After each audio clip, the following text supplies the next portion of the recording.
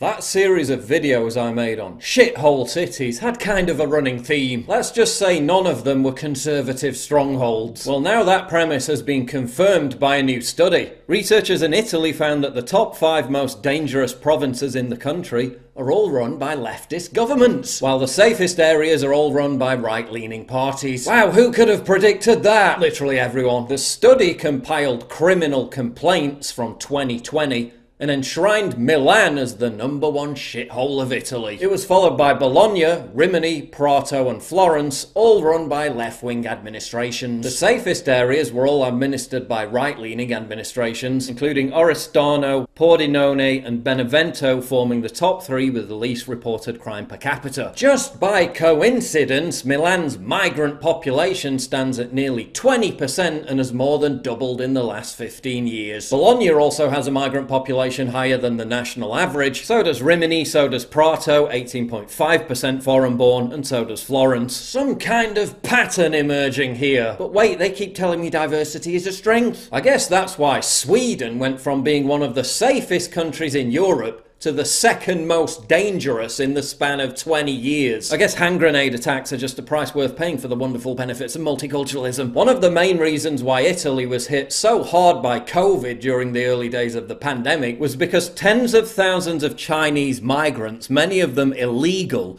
were flown directly into Milan from Wuhan as cheap labour for textile factories. Also recall what happened in Florence at the start of the pandemic. As COVID was raging in China, Florence's idiotic left-wing mayor was more concerned about racism directed at Chinese people than he was stopping the spread of the virus, to the point where he actually encouraged people to go out on the street and hug a Chinese. Because the mere possibility that someone might think you're racist is literally a fate worse than death. La Liga MEP Silvia Sardoni responded to the new Italian study by commenting, "Just for a change, also with regard to the first half of 2021, Milan is confirmed as the capital of crime in Italy. We know that for the left, security is a nuisance. But this phenomenon is by no means confined to Italy. A New York Times report found that 18 of the top 20 most dangerous cities in America were all run by Democrats. Here's the list of cities ranked by their projected murder rate. I haven't seen that many shitholes since I cleaned toilets at the Sheffield Arena. But it's not just homicide rates that characterize the quintessential shithole. In some American cities, basic security is now not only a nuisance, but a form of racism. Thieves hit a suburban beauty supply store on Saturday afternoon, stealing thousands of dollars in product. And now the people at Ulta, the employees at Ulta didn't even seem discouraged about it. They were acting like it was an everyday thing. San Francisco is now utterly lawless thanks to leftist lawmakers passing Prop 47, which drastically reduced punishments for thefts of property totaling $950 or less by changing them from a felony to a misdemeanor. Innumerable Walgreens have had to close their doors over the past 5 years due to relentless robberies. Shoplifting is illegal, but in video after video, it doesn't look that way. In New York, shelves of a high-end retail store emptied. In California, people walking calmly out with armfuls of stolen goods.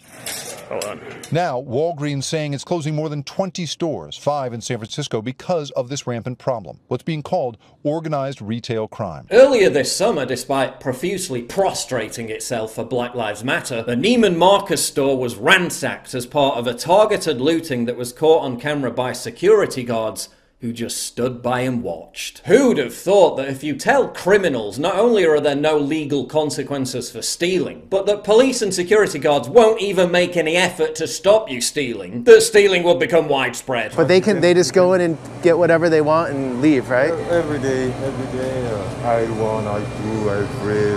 You can't stop them? Yeah. You can or can't? No stopping them? No. Ah, man.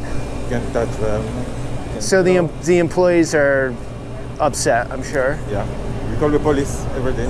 What do the police do? Police. They come? They come. Okay. But can't do much, huh? Later. Yeah. Too much later. I'm sorry, man. This is ridiculous. What a crazy world, huh? Yeah. Like, how is this possible?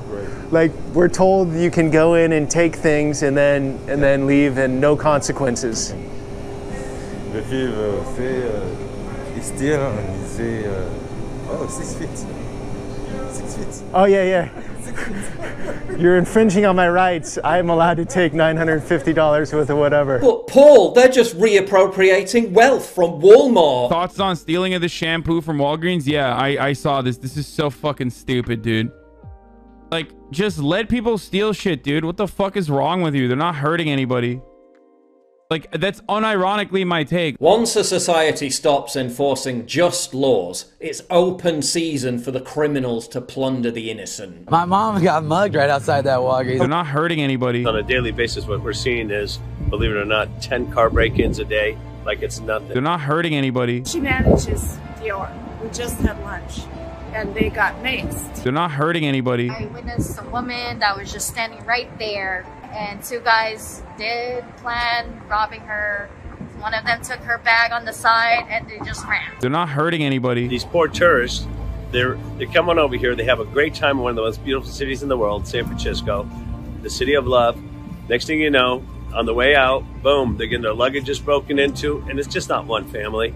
It's 1, 2, 3, 4, 5, and so on. And it goes on. Nobody's doing anything about it. They're not hurting anybody. Just let people steal shit, dude. My mom got mugged right outside that Walgreens. Once law enforcement becomes a castrated joke, it's only a matter of time before every city turns into a lawless, chaotic shithole like San Francisco. Then these stores are forced to close and entire neighborhoods are left without pharmacies. The poor have to travel further just to buy food. So no, it's not just big corporate entities losing a tiny fraction of their profits. Rampant criminality hurts everyone. Really bad. It goes on from morning to night, every single day, over and over and over again. They're literally just taking it from the store. They're taking it, grabbing it, and running. I mean, you don't feel safe. I've been in this Bay Area 20 years. I've never seen this. Remember CHOP? The Summer of Love. We could have the summer of love.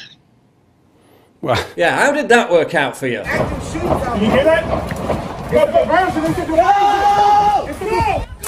We have breaking news this morning out of Seattle's so-called Capitol Hill organized protest zone. Yet another shooting overnight. We could have the summer of love. In its brief existence, the far-left communist encampment experiment served up a menu of mass violence, rape, and a whopping 525% Seattle crime spike. So loving. We could have the summer of love. Another example of everything the far left touching, ending in utter desecration and failure. But now fact-checking organisations like Pointer are demanding local news stations stop reporting violent crimes involving, quote, black and brown communities because it's fueling systemic racism. It's also fueling aggravated assault, murder and rape, with many of the victims being black and brown people, but apparently hiding the truth to prop up your demented fever dream of a contrived utopian reality that doesn't exist is way more important than actually saving lives, protecting the innocent, or preventing yet another metropolis from being enrolled in the progressive shithole of fame. How many more cities need to fall to drug-addled, crime-ridden bedlam to remind us that every time the left establishes an iron fist of monopoly on power, be that in government, academia, culture or entertainment, that everything turns to shit.